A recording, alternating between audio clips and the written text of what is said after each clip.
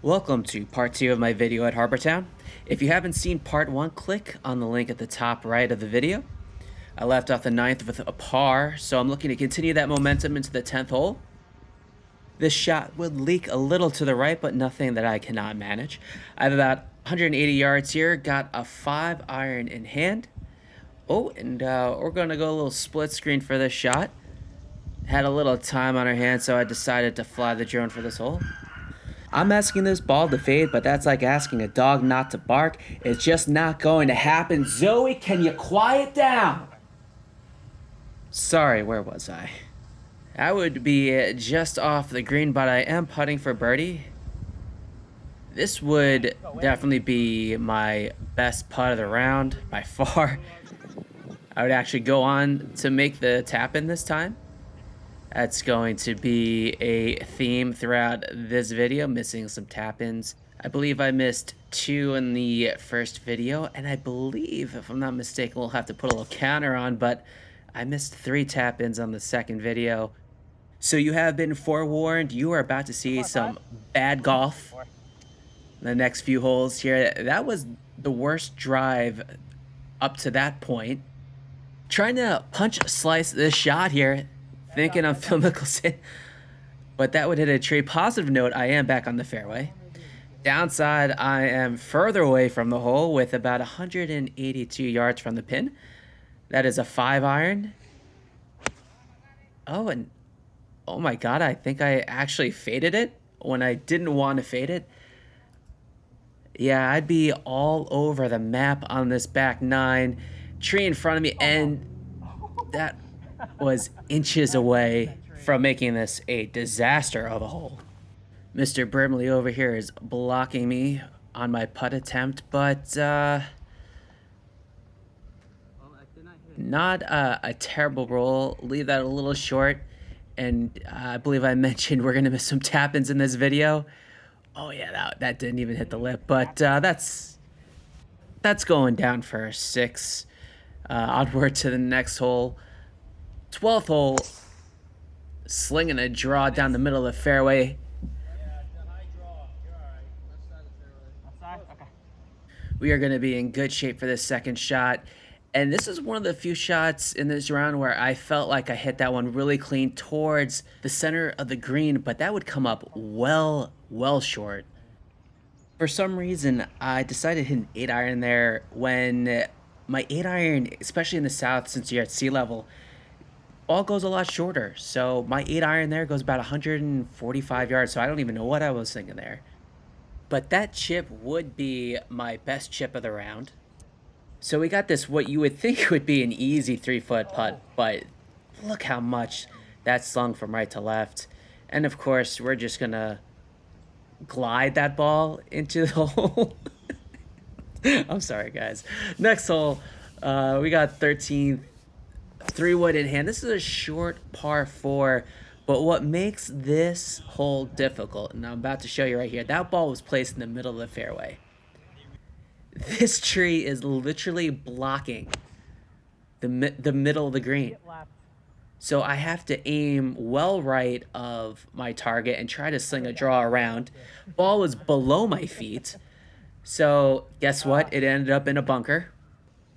Had a lot of practice out of the sand in this round. That would be a little thin, would go to the back of the green, would roll off the back of the green. So I decided to putt here. I think this was a pretty good choice. Instead of chipping the ball, decided to putt. And I am not joking you, that was the longest putt that I made in this round. So we are at the 14th hole, par 3. I have to say that Harbour Town has some of the nicest par 3s I've ever played on. They're very well structured. Bunkers placed very well. I just enjoy the par 3s. I didn't play the par 3s very well, but I enjoyed them. I think sometimes when you are on the fringe, you have to feel like you have to hit the ball a little harder. I think that's probably my thought process there. I just hit that way past the hole. Missed the par putt. This is, I believe, the easiest hole on the course, so bogeying it is not what you want to do. Very disappointing, and I think that carried into this next shot because that would clip a tree and come straight down. So we are a long, long ways away. I'm trying to hit a fade with a 3-wood. I don't know why. I was telling my caddy I'm going to hit a fade here.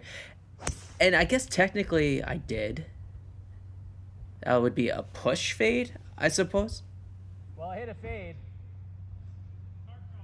Yeah. So we are still ways away from the green. Got a hybrid in hand in the pine straw. Oh. I will say that may be a 2 on the execution, but that is a 10 on the club flip. I had a bit of an audience for this next shot. I was next to a bike lane, so we had a family watching me.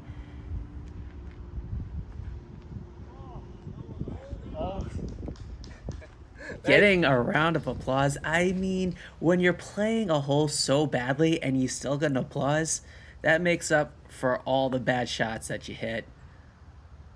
This putt would come up short. Your ball mark was just past the cup on that one. Yeah. If that wedge shot went in for birdie, I think that would have been the greatest birdie of all time. You know what isn't great was that swing right there. That was a cold top.